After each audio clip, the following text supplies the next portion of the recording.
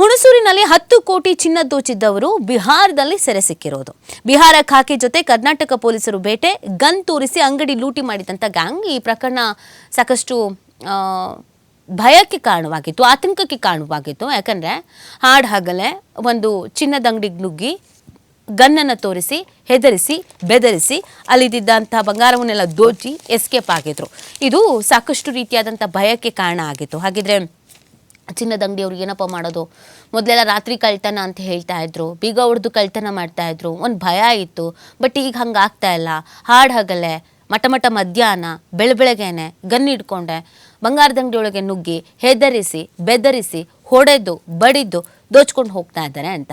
ಇದಕ್ಕೆ ಅಂತ ತಂಡ ರಚನೆ ಮಾಡ್ಕೊಳ್ಳಲಾಗಿತ್ತು. ನಮ್ಮ ರಾಜ್ಯದ ಕಡೆಯಿಂದ, ಪೊಲೀಸ್ ಇಲಾಖೆ ಕಡೆಯಿಂದ ತಂಡ ರಚನೆ ಮಾಡ್ಕೊಂಡು ತನಿಖೆ ಮಾಡ್ತಾ ಇದ್ರು. ಈ ಸಂದರ್ಭದಲ್ಲಿ ಹಲವು ಮಾಹಿತಿಗಳು ಸಿಕ್ಕಿದೆ. ಮೈಸೂರು ಜಿಲ್ಲೆಯ ಹುಣಸೂರು ತಾಲೂಕಿನ ಆಭರಣ ಮಳಿಗೆ ಒಂದರಲ್ಲಿ ಡಿಸೆಂಬರ್ 28ರಂದು ನಡೆದಿದ್ದ 10 ಕೋಟಿ ರೂಪಾಯಿ ಮೌಲ್ಯದ ಚಿನ್ನಾಭರಣ ಕಳುವು ಪ್ರಕರಣಕ್ಕೆ ಸಂಬಂಧಿಸಿದಂತೆ ಬಿಹಾರದಲ್ಲಿ 2 ಆರೋಪಿಗಳನ್ನು ಬಂಧಿಸಲಾಗಿದೆ. ಬಂಧಿತರನ್ನ ಋಷಿಕೇಶ್ ಸಿಂಗ್ ಮತ್ತು ಪಂಕಜ್ ಅಲಿಯಾಸ್ ಸತುವಾ ಅಂತ ಗುರುತಿಸಲಾಗಿದೆ. ಕರ್ನಾಟಕ ಪೊಲೀಸರ ಸಹಯೋಗದೊಂದಿಗೆ ಬಿಹಾರದ STF ಈ ಕಾರ್ಯಾಚರಣೆ ನಡೆಸಿ ಆರೋಪಿಗಳನ್ನು ಬಂಧಿಸುವಲ್ಲಿ ಯಶಸ್ವಿಯಾಗಿರೋದು. ನೋಡಿ, ಎಲ್ಲಿಯ ಬಿಹಾರ, ಎಲ್ಲಿಯ ಮೈಸೂರು, ಇಲ್ಲಿಗೆ ಬಂದು ಕಳ್ತನ ಮಾಡ್ಕೊಂಡು ಎಸ್ಕೇಪ್ ಆಗ್ತಾ ಇದ್ರು ಅಂತಂದರೆ ಇವ್ರಿಗೆ ಯಾವ ರೀತಿಯಾಗಿ ಪಕ್ಕಾ ಪ್ಲಾನ್ ಮಾಡ್ಕೊಳ್ತಾ ಇದ್ರು ಅನ್ನೋದನ್ನು ಗಮನಿಸಬೇಕಾಗತ್ತೆ. 10 ಕೋಟಿ ಚಿನ್ನ ದೋಚಿದ್ರು ಈ ಖದೀಮರು. ಇನ್ನು ಬಂಧಿತರಿಂದ ಆಭರಣ ಮಳಿಗೆಯಲ್ಲಿ ಕಳುವು ಮಾಡಿದಂಥ ಚಿನ್ನದ ಸರ, ಉಂಗುರ, 1 ಲಕ್ಷ ರೂಪಾಯಿ ನಗದು, ಬೈಕನ್ನು ವಶಪಡಿಸಿಕೊಳ್ಳಲಾಗಿದೆ. ಬಂಧಿತರ ಪೈಕಿ ಪಂಕಜ್ ಕುಮಾರ್ ವಿರುದ್ಧ ಕರ್ನಾಟಕ, ಬಿಹಾರ, ಜಾರ್ಖಂಡ್, ರಾಜಸ್ಥಾನ ರಾಜ್ಯಗಳಲ್ಲಿ ಕೊಲೆ, ಕಳ್ತನ ಸೇರಿದಂತೆ ಹಲವು ಪ್ರಕರಣಗಳು ದಾಖಲಾಗಿದೆ.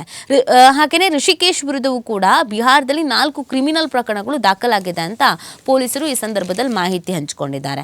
ಸೊ ಏನಾಗಿತ್ತು ಅನ್ನೋದು ನೋಡೋದಾದ್ರೆ, ಈ ಪ್ರಕರಣ ಅಕಸ್ಮಾತ್ ಮರ್ತಿದ್ರೆ ಕ್ವಿಕ್ ಆಗಿ ನೋಡೋದಾದ್ರೆ, ಕಳೆದ ಡಿಸೆಂಬರ್ 28ರಂದು 2 ಬೈಕ್ನಲ್ಲಿ ಬಂದಿದ್ದ 5 ದರೋಡೆಕೋರರ ಗುಂಪು ಹಾಡಹಗಲೇ ಹುಣಸೂರಿನ ಸ್ಕೈ ಗೋಲ್ಡ್ ಅಂಡ್ ಡೈಮಂಡ್ಸ್ ಎಂಬ ಆಭರಣ ಶೋರೂಮ್ಗೆ ನುಗ್ಗಿತ್ತು. ಈ ವೇಳೆ ಗನ್ ಹಿಡಿದು ಅಲ್ಲಿದ್ದ ಸಿಬ್ಬಂದಿ ಮತ್ತು ಗ್ರಾಹಕರನ್ನ ಬೆದರಿಸಿದ್ದ ದರೋಡೆಕೋರರು ಕೇವಲ 4 ನಿಮಿಷಗಳ ಅವಧಿಯಲ್ಲಿ 10 ಕೋಟಿ ರೂಪಾಯಿ ಮೌಲ್ಯದ ಚಿನ್ನಾಭರಣವನ್ನು ದೋಚಿ ಅಲ್ಲಿಂದ ಎಸ್ಕೇಪ್ ಆಗಿದ್ರು.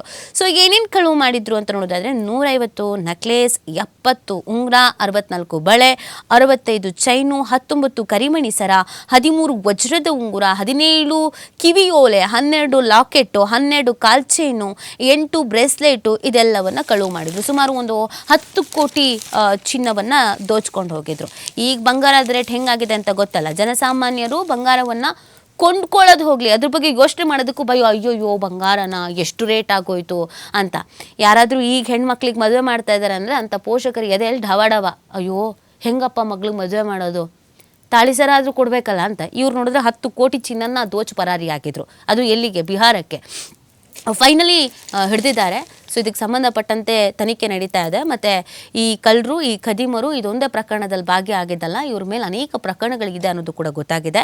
ಸೊ ಇನ್ನು ಎಲ್ಲೆಲ್ಲಿ ಕಳ್ತನದ ಪ್ರಕರಣದಲ್ಲಿ ಇವ್ರು ಭಾಗಿಯಾಗಿದ್ರು, ಕ್ರಿಮಿನಲ್ ಕೇಸಸ್ಗಳೆಲ್ಲ ಇದೆ ಅವ್ರ ಮೇಲೆ. ಸೊ ಅದೇನು ಎತ್ತ ಅನ್ನೋದೆಲ್ಲ ತನಿಖಾ ಸಂದರ್ಭದಲ್ಲಿ ಗೊತ್ತಾಗತ್ತೆ.